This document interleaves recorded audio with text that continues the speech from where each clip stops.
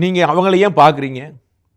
அரசாங்கம் ஒரு புள்ளி விவரம் சொல்லுகிறது, தமிழ்நாட்டில் 800 பேருக்கு நாங்கள் நலத்திட்டங்களை கொடுத்துருக்குறோம்னு.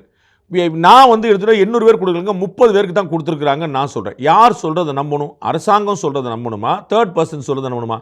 இவர்கள் இந்த சுயமாக நாங்களே ஒரு வானிலை ஆர்வலர்கள், இவங்கெல்லாம் யார்? ஐஎம்டி வானிலை ஆய்வாளர்கள். இது சோகால்ட் XYZ இவங்கெல்லாம் மீட்டிங்லாம் கூட்டு பேச ஆரம்பிச்சிட்டாங்க. அவங்களுக்கு என்ன ஆத்தென்டிகேஷன் இருக்குது? நீங்கள் ஒரு அனைத்து கட்சி கூட்டம் கூட்டணும் அப்படின்னா சட்டமன்ற உறுப்பினர்கள் இருக்கிறவங்க மட்டும் தான் கூப்பிடுன்றீங்க, தேர்தல் ஆணையத்தின் அங்கீகாரம் பெற்றவங்க மட்டும் தான் கூப்பிடுன்னு சொல்லி சொல்றீங்க. இப்படி நீங்க புரோட்டோகால் பார்க்குறவங்க இந்த மழை வெள்ளத்துக்கு மட்டும் நீங்க யார் யாரை கூட்டு உட்கார வச்சிருக்கீங்க? முதலமைச்சரும் அமைச்சர் பெருமக்களும் கூட்டு பேசுறதா?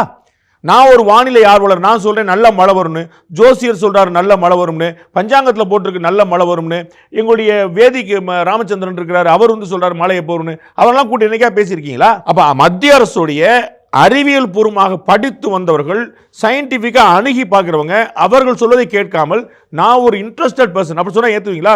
அவங்களுக்கு ஒரு லெஜிட்டிமசி கொடுப்பீங்களா? அதில் ஒரு முரண் வேறு சொல்வீங்களா? அமைச்சர் பெருமனார் சொல்கிறதும் நான் சொல்கிறது ஒன்றாயிருமா? யார் சொல்கிறத நாடு ஏற்கணும்? அவர் சொல்லட்டும். அமைச்சர் சொல்கிறார் நடந்துருச்சுன்னு, ரங்கராஜ் பாண்டே சொல்கிறார் அதெல்லாம் நடக்கலைங்கன்னு. ரங்கராஜ் பாண்டே சொன்னார், அமைச்சர் சொன்னார் அப்படின்னு அரசாங்கம் முதலமைச்சர் ரங்கராஜ் பாண்டே சொன்னதான் சரி முடிவு எடுக்குமா? அப்போ எதுக்கு அமைச்சர் இருக்காரு?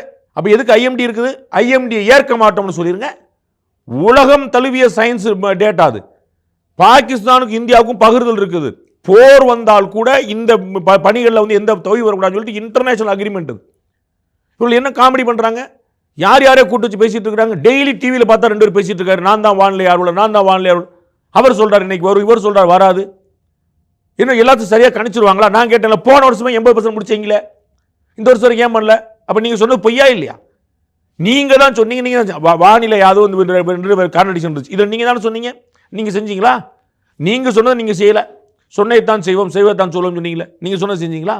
இது ரொம்ப ஆபத்தான போக்கு. தனியார் வானிலை ஆர்வலர்கள் என்கிற பெயரில் சிலரை திட்டமிட்டு ஊக்குவிக்கிறார்கள். இது மத்திய அரசுடைய, இந்திய அரசுடைய உலகம் ஏற்றுக்கொண்ட ஒரு அறிவியல் பூர்வமான நடைமுறையை புறக்கணிக்கிற முயற்சி. அதன் மூலமாக இந்த டிசாஸ்டர்ஸ் தொடரும். அது இயற்கையுடைய பேரிடர் அல்ல, மனிதர்களுடைய பெரும் தவறினால் தொடரக்கூடியதாக இருக்கும்.